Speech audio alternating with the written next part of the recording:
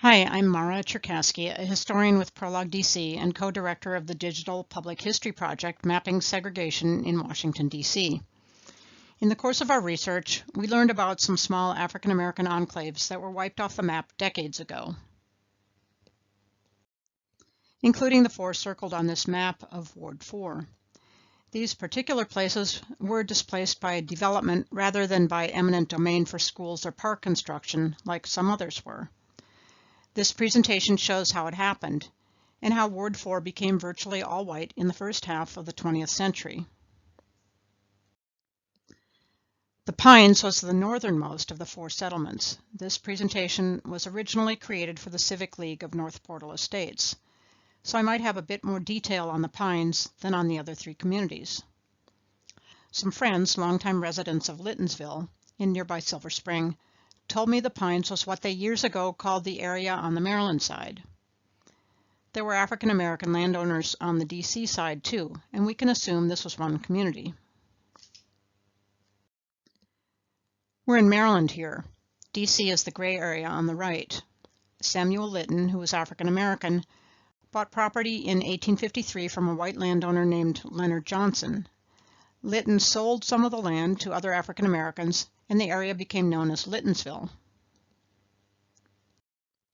Between 1877 and 1883, the Johnson family sold property on the DC side to several African American families, listed here. Here's one of the deeds for Thomas Myrick. He paid $90 for the nearly 3-acre lot. By the way, if I move too fast for you to get a good look at a slide, just pause the video. This page from the 1870 census for Montgomery County, Maryland shows Myrick, the second name in the red box, and Levi Brooks working together on George Dunlop's farm. Dunlop is listed just above the red box. Brooks bought the lot next to Myrick's. Here's Dunlop's land on the map, circled in blue. This 1891 map shows all 8 properties purchased by the people on the list I just showed you. This map was created by a commission charged with identifying and appraising land to create Rock Creek Park. All landowners here stood to lose their land. Here are the appraisals. This slide shows who had built a structure costing $200 or more. As it turned out, most of these small landowners got to keep their land because Congress had failed to appropriate enough money for all the land the commission wanted. So only Eli Pinckney's land was taken, plus land belonging to a white owner, E.B. Gray. Here's Eli Pinckney's lot. The census for 1900 shows a tiny enclave comprising 4 of the African American landowning families, plus one that rented. So either some of the owners didn't live on their land, or more likely, the census enumerator missed some of them. It seems all of them were left out of the 1910 census. In 1900, their address was Brightwood Avenue, today's Georgia Avenue, quite some distance away. The men were laborers, and most of the women were laundresses. One was a cook. Thomas Mason, at the very top, lived with his sister Millie, or Amelia, Pinckney, and a nephew on the land his mother, Jane Mason, bought. His sister may have been married to Eli Pinckney. The next household, each household has numbers out to the left, belonged to Simon Hyson and his wife Annie, both 45 years old. Next is Thomas Merrick, or Thomas Myrick, and his wife Nancy. They were in their 60s. Then we have Henry Brown and his wife Mary, 40 and 50 years old. These 4 owned their land. Way over to the right, there's a column with an O for owner or an R for renter. Next on the list is Louisa Wright, a widow with 6 children, and she rented. Here are the landowners on a 1903 map. The yellow squares are their houses, but some seem to have been left off the map. The Crutchfield house is set back, it's circled in red, which is maybe why Lewis Crutchfield was missed by the census enumerator. Levi Brooks, who either didn't live on his land or the census taker missed him too, sold his 1.5 0.14 acre property outlined in red, about 1905 to a Robert Allen. I found both Brooks and Lewis Crutchfield in the delinquent taxes list in the April 11, 1890 Evening Star newspaper. But I don't know if that had anything to do with their going missing from the census. By 1920, only 5 African American families still own land, and apparently only 3 of them were living in the Pines. Simon Hyson, Thomas Myrick's daughter Josephine, and Charles Johnson. He had bought Jane Mason's land. You can see their lots outlined in red. This larger view of the same map shows how undeveloped the area was in 1919. Streets were planned, was all. In the 1920 census, the enumerator got their names wrong, their status as owners wrong, and who knows what else. Now they were listed on Kalmia Road. At the top, marked in red, Simon Hyson with apparently his second wife, Eugenia. Next is Myrick, and the oldest daughter, Josephine, now age 46, was now the head of household with 4 daughters of her own. She apparently sold her family's land to developer Edson W. Briggs later in 1920. Henry Brown did not show up in the 1920 census, but he was a 66-year-old widower by 1926 when he sold his land to Edson W. Briggs. By 1931, more land had gone to Rock Creek Park, and just 3 African American landowners remained. Apparently, only 2 of them were living on their property, the Hyson and Johnson families. Mason was still on the map, though, and Edson W. Briggs had a huge tract. Here are the 3 in the 1930 census. Charles Johnson at 7924 West Beach Drive. I found his house number in the city directory because it's not listed here. Was 44 years old and now a truck driver. Amelia, presumably Millie, Pinckney, was now living with the Johnsons. She was 83, so maybe the Masons and Johnsons were related. Simon Hyson, age 78, was widowed by now. He was at 7920 West Beach Drive. His son, 52-year-old William Hyson, was, according to the city directory, next door at 7918 West Beach Drive. His father had evidently sold or given him some land. Simon Hyson would sell his remaining land later in 1930 and in 1931. He died in 1932.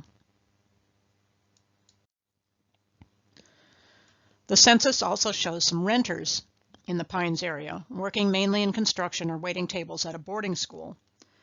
Probably Marjorie Webster School of Expression and Physical Education, which had opened nearby in 1928. Today it's the Lowell School. This was the only page in the census for this entire area.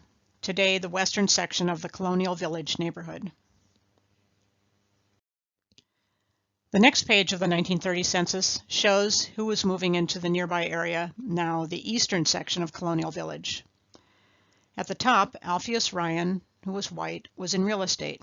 He lived on Redwood Terrace and his house was valued at $100,000, an enormous sum at the time. His wife Betty is on the second line. The other 3 people were the Ryans' black servants. George and Catherine Frost were the butler and maid. William Gaskins was the gardener. In the next household, William Sabine was a lawyer. His wife was Catherine Sabine, and their house on Orchid Road was worth $45,000. James and Alice Morris, both African American, were their butler and maid. Here's the block the Lowell School is on. It was then the Marjorie Webster Junior College, and Marjorie Webster herself was listed at 1640 Kalmia Road. That's the address of the school she founded. The second one I've marked is Edson W. Briggs, the developer who'd been buying up land in this area. He was living at the corner of 16th and Kalmia with his wife and son, and an African-American servant, Mary E. Wood. Here's their house. I should note that about 1961, Frank D. Reeves bought the Briggs house. Reeves was an African-American lawyer and civil rights activist who was part of the team that shaped the landmark Brown v. Board of Education Supreme Court school desegregation case. He was also legal counsel to the Southern Christian Leadership Conference and helped negotiate the 1963 March on Washington, as well as the 1968 Poor People's Campaign. His name is on the municipal building at 14th and U. Hyson is the only African-American landowner on the 1937 map. It's Simon's son, William, circled in red. By now, Charles Johnson had died and his widow had sold their land. In short order, it ended up in the hands of a white real estate company, Wayland Homes. Some of the Pines has been subdivided, Henry Brown's former land, but it hasn't yet been built on. Much of the land acquired by Edson W. Briggs has been developed, though. This house was just south of the Pines. It looks like this. The African-American enclave was gone by 1940, although William Hyson held on to his land for 10 more years. Both Briggs and Rock Creek Park Estates, which developed the Henry Brown land, used racially restrictive covenants in their deeds, as did other developers here. The courts had consistently upheld the use of racial covenants, so this was perfectly legal. The blue areas and the areas within red circles had racial covenants. Here's a portion of the deed for the former Henry Brown property with a covenant in the red box, barring African Americans and, quote, persons of the Semitic race, blood, or origin from owning or renting this property. Another covenant, underlined in green, required houses to be large and expensive, another exclusionary device. Here's the area today outlined in red, the former Pines. Much of it was not developed until the 1950s or later. The next place we'll look at, Woodburn, was originally a small racially mixed settlement that was probably formed during and just after the Civil War near Fort Totten. 7th Street, running north-south there, just to the left, is today's Georgia Avenue. Here's Woodburn on an 1891 real estate map, north of Rock Creek Cemetery. A local journalist described it in 1914 as a line of dusty, shabby frame houses strung along the side of the road. Here's one of those houses. And here's Woodburn on a 1903 map. We can see that North Capitol Street had not yet been cut through. It was planned, though. We can tell by the dotted lines, which I've outlined in red. The yellow squares are wood frame buildings. Woodburn sat on land owned by various families who farmed, traded real estate, and collected rent from tenants. The Ray family, for example, farmed their land, according to the 1870 census. Their household included a number of African American farm laborers and servants, and some of their neighbors were black farm laborers. By 1930, Woodburn was exclusively African American. There were about 16 households. A friend, Barbara Johnson, who was born there in 1927 and stayed until she was 7, described it as rural and low-lying. The mailman didn't come to the houses. He delivered to mailboxes out on the road. Water had to be fetched from a public hydrant. People grew some of their own food, and hucksters came in selling fish, produce, and other things. Petworth, to the west, had begun developing in the early 1900s, and brick row houses were filling more and more blocks, going north. Development wiped out Woodburn in the mid-1930s. I wanted to know where the residents went when they were evicted. Here are some pages from the 1930 census for Woodburn. On this page, we see Barbara Johnson's mother, Emma Adams. She moved into a rented room on Hobart Place near Howard University when she moved away from Woodburn. The Lomax family moved a bit north to Lamont Place, which is the next community we'll look at. Samuel Weaver and his family ended up in the 300 block of V Street Northwest, just south of Howard University, by 1940. This 1943 map shows that North Capitol Street had been cut through and was lined with brick row houses, which were restricted by racial covenants to whites only. Here's one remnant from Woodburn on Rock Creek Church Road Northeast. Now we'll look at Lamond Place in Tacoma, D.C. African Americans lived throughout the district's rural area in the 1800s, and communities coalesced around Civil War forts. A public school for African American children was built near Fort Slocum just after the Civil War. It's in the red circle toward the right.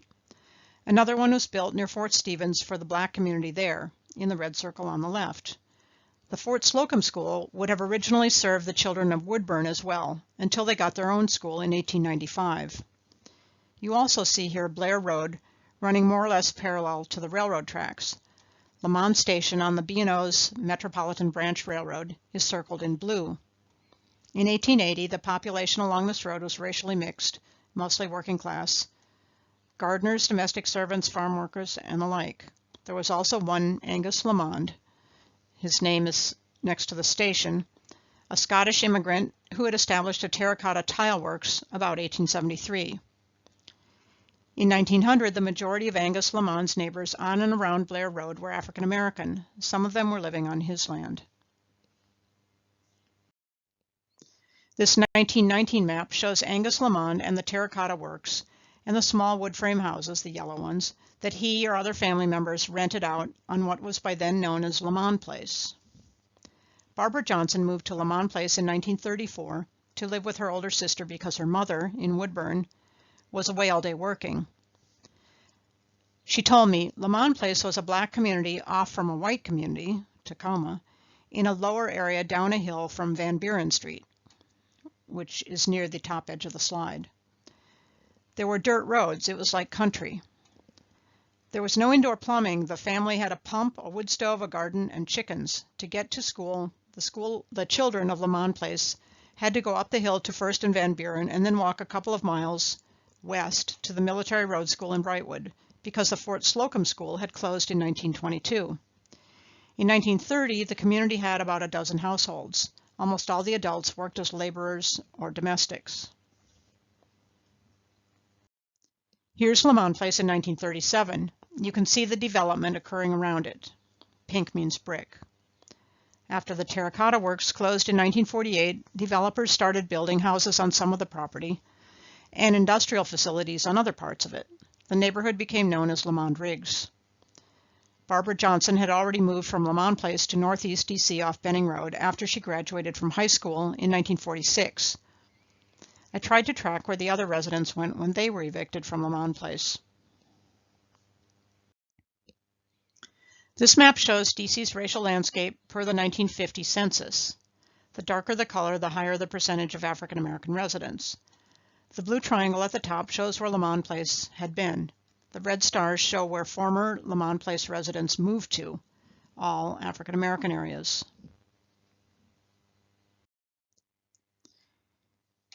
Here's Lamond Place in 1954. Brick houses have filled in some of the Lamond area. Part of the tract is still industrial. It's now Chillum Place.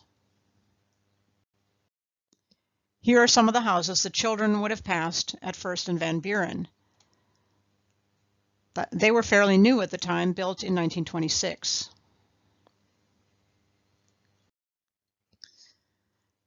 Last, we're going to look at Brightwood, the oldest of the four communities. At least 5 large properties were owned by African American families going back to the 1930s. This area is just west of today's Georgia Avenue and just north of today's Missouri Avenue. The Shamwell Butler family bought their land in 1837. And the Proctor Thomas family in the early 1840s. Land belonging to the Butlers had been condemned for the original Military Road School for African American children in 1866. Thomas land had been taken in 1861 to build Fort Stevens at the beginning of the Civil War. It was the only place within the District of Columbia that would see action in the July 1864 Battle of Fort Stevens. Butler land was taken again about 1892 for a new brick school for white children. Besides mentioning the 7,100 square feet of Butler land the city wanted for the school, the article says the Butler heirs are so numerous and widely scattered that the city has not been able to negotiate with them. In 1900, most residents of Rock Creek Ford Road, there in the middle, were African American, but there was also a white blacksmith, and policemen in the community. The map also shows the new Brightwood School. In 1919, the community was still frame houses on large lots. Elizabeth Proctor Thomas, circled in red, it says Elizabeth Thomas, still owned a large tract, the one her family had bought in 1842. Here's a picture of her from around 1900. But descendants of the African American families started selling off their land in the 1920s, or they developed portions of it themselves and sold or rented the houses. This next set of maps shows how the landscape changed and how this community, like the other three I've discussed, became almost 100% white. Zoning was a new concept in the 1920s, and in the mid-1930s, the city issued maps showing what kind of construction would be allowable in any given part of the city. This map from 1936 shows that apartment houses could be built in much of Brightwood's shrinking black community. Consequently, in the 1930s and 40s, a series of apartment buildings for whites only, were built.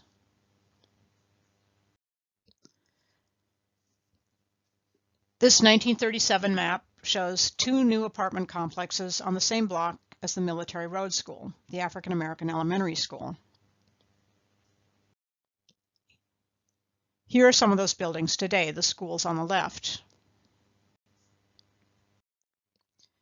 By 1945, the area has changed drastically. Almost all the land between 13th and 14th Streets is large apartment buildings. Just west of these buildings, in the 1400 blocks, things remain more or less the same. Here's one of the old houses along Rock Creek Ford Road, about 1950. Here's another view. But that area soon changed too, as you can see on this 1954 map. Although these new buildings were not restricted to whites by racial covenants, they were in fact open only to whites. Segregation was not only customary and legal, it had been a requirement of the Federal Housing Administration until 1950, and it was upheld and furthered by the real estate and banking industries. In 1960, St. Luke's Baptist Church, the community's main house of worship, was still on the map. It's the red circle on the left, but it moved that year to Colorado Avenue. There were also a few of the old frame houses. They're circled in red on the right. But today, one of the only vestiges of Brightwood's historic African American community is the Shamwell's 1910 house, tucked in among the red brick apartment buildings along Fort Stevens Drive. Earl Shamwell, Jr. told me his grandfather refused to sell when developers were buying up properties. Another vestige is the red brick Military Road School, now a charter school, which was built for African American children in 1912 to replace the one-room schoolhouse from 1866. When it closed in 1954, the Military Road School had only a small handful of students. Development had driven out almost the entire African American population of Ward 4. Thank you for your attention. Please email us with questions or comments or to be added to our mailing list.